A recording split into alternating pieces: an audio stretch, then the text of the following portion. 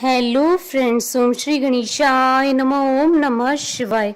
आप सभी का स्वागत है आपके अपने यूट्यूब चैनल पर। फ्रेंड्स, आज हम आपको इस वीडियो में बताने जा रहे हैं हरतालिका तीज का शुभ मुहूर्त, पूजा विधि, महत्व, नियम और हरतालिका तीज की पौराणिक व्रत कथा के बारे में। फ्रेंड्स, वीडियो शुरू करने से पहले आपसे रिक्वेस्ट है, अगर आप हमारे चैनल पर नए हैं और आपने अभी तक चैनल को सब्सक्राइब नहीं किया है तो प्लीज़ सब्सक्राइब कीजिएगा चैनल को, साथ ही प्रेस कीजिएगा बेल आइकन को, जिससे नए वीडियो से रिलेटेड नोटिफिकेशन आपको तुरंत प्राप्त हो सके। और वीडियो पसंद आने पर वीडियो को लाइक और शेयर जरूर कीजिएगा ताकि सभी भक्तों को इस वीडियो का लाभ प्राप्त हो सके। और कमेंट बॉक्स में ओम नमः शिवाय जरूर लिखिएगा। सौभाग्य की कामना और पति की दीर्घायु के लिए रखा जाने वाला व्रत हरतालिका तीज भाद्रपद मास के शुक्ल पक्ष की तृतीया तिथि को रखा जाता है। शास्त्रों के अनुसार हरतालिका तीज को सबसे बड़ी तीज माना जाता है। हरतालिका तीज से पहले हरियाली तीज और कजरी तीज मनाई जाती है।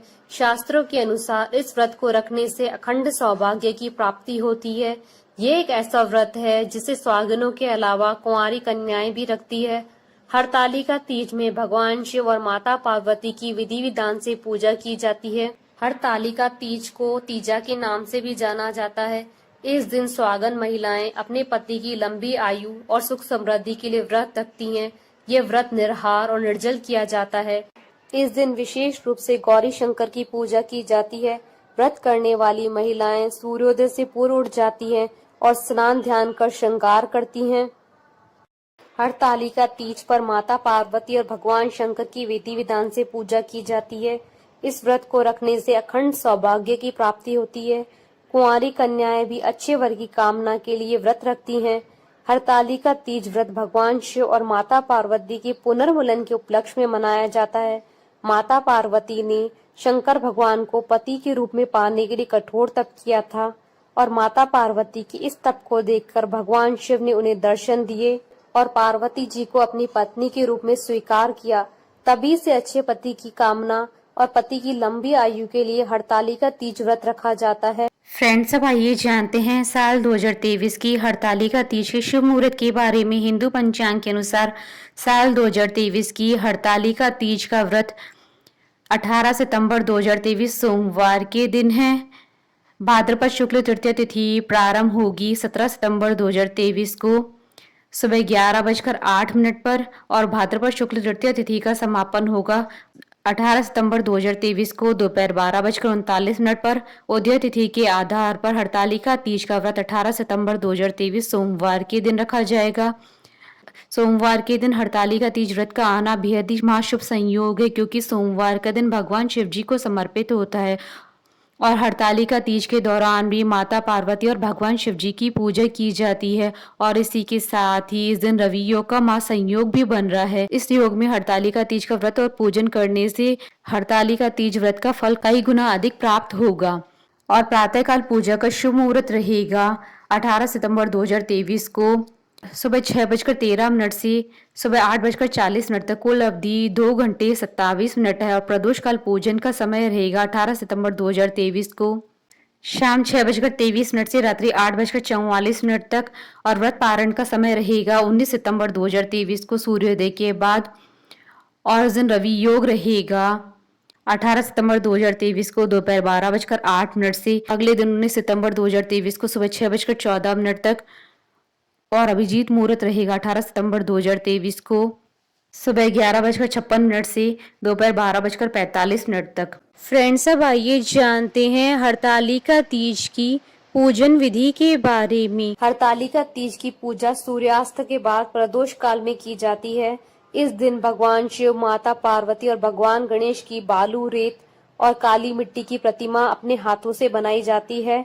पूजा स्थल को फूलों से सजाकर एक चौकी रखकर उस पर केले के पत्ते बिछाएं और भगवान शंकर, माता पार्वती, भगवान गणेश की प्रतिमा स्थापित करें।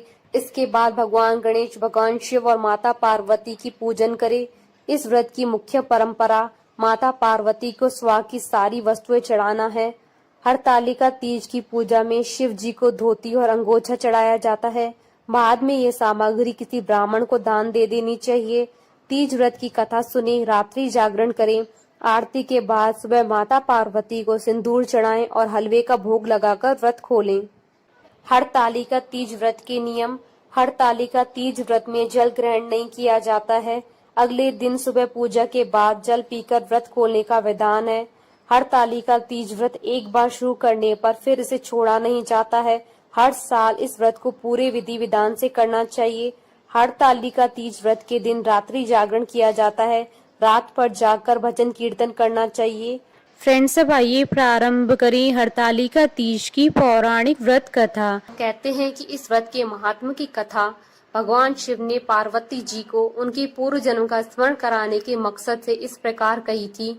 श्री भोलेनाथ बोले, हे गौरी, पर्वतराज हिमालय पर स्थित गंगा के तट पर तुमने अपनी बाल्यावस्था में 12 वर्षों तक अधोमुखी होकर घोर तप किया था। इतनी अवधि तुमने अन्न न खाकर पेड़ों के सूखे पत्ते चबाकर व्यतीत किए। माघ की विकराल शीतलता में तुमने निरंतर जल में प्रवेश करके तप किया।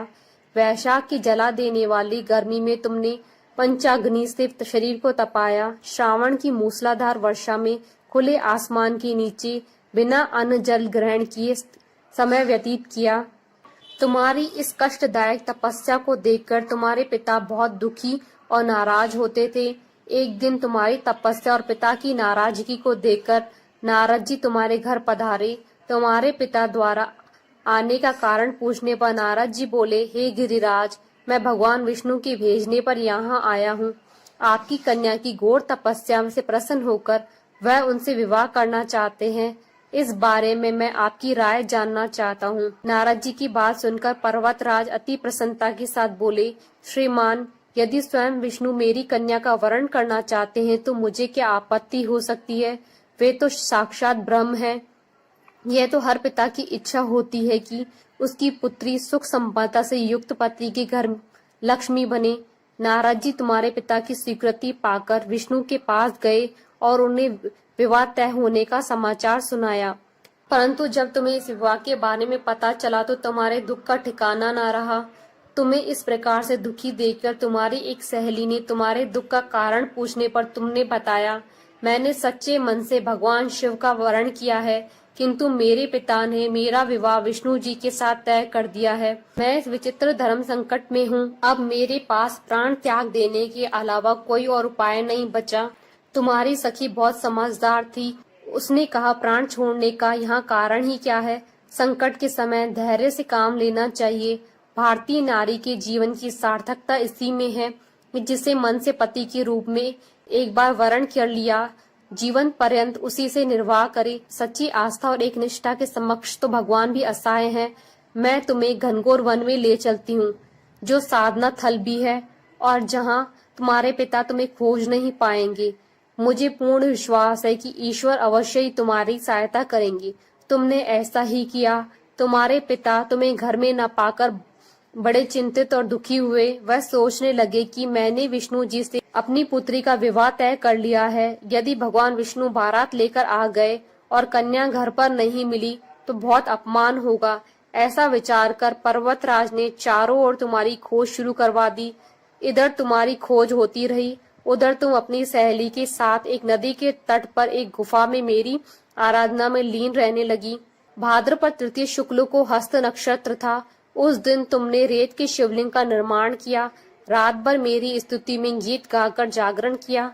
तुम्हारी इस कठोर तपस्या के प्रभाव से मेरा आसन हिल उठा और मैं शीघ्र ही तुम्हारे पास पहुंचा। तुमसे वर मांगने को कहा। तब अपनी तपस्या के फलीभूत मुझे अपने समक्ष पाकर तुमने कहा, मैं आपको सच्चे मन से अपने पति के रूप में वरण कर चुकी हूँ। यदि आप सचमुच मेरी तपस्या से प्रसन्न होकर यहाँ पधारे हैं तो मुझे अपनी अर्धांगिनी के रूप में स्वीकार कर लीजिए। तब तथास्तु कहकर मैं कैलाश पर्वत पर लौट गया। प्रातः होते ही तुमने पूजा की सामग्री नदी में प्रवाहित करके अपनी सखी के सहित व्रत का वरण किया। उसी समय गिरिराज अपने बंधु बांधवों के साथ तुम्हें खोजते हुए वहां पहुंचे।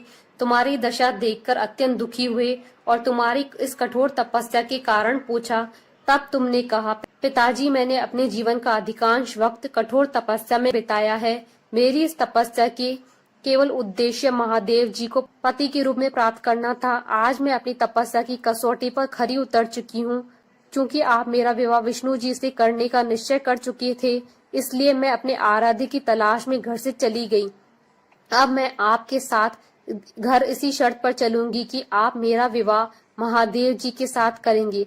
पर्वतराज ने तुम्हारी इच्छा स्वीकार कर ली और तुम्हें घर वापस ले आए। कुछ समय बाद उन्होंने पूरे विधि विधान के साथ हमारा विवाह किया। भगवान शिव ने आगे कहा, हे पार्वती, भाद्रपद की शुक्ल तृतीया को तुमने मेरी आराधना करके जो व्रत किया था, उसी के परिणाम स्वरूप हम दोनों का विवाह संभव हो सका। इस व्रत का महत्व यह है कि मैं इस व्रत को पूर्ण निष्ठा से करने वाली प्रत्येक स्त्री को मनवांचित फल देता हूँ। इस व्रत को हरतालिका इसलिए कहा जाता है क्योंकि पार्वती की सखी पिता और प्रदेश से हरकर जंगल में ले गई। हरत अर्थात हरण करना और आलिका अर्थात सखी। भगवान शिव ने पार्वती जी से कहा, इस व्रत को जो भी स्त्री पूर्ण श्रद्धा से करेगी उसे तुम्हारी तरह अचल स्वाग प्राप्त होगा। बोलिए भगवान शंकर माता पार्वती की जय। हमारी साथ इस वीडियो में अंत तक बने रहने के लिए आपका धन्यवाद। ओम श्री गणेशाय नमः। ओम नमः शिवाय।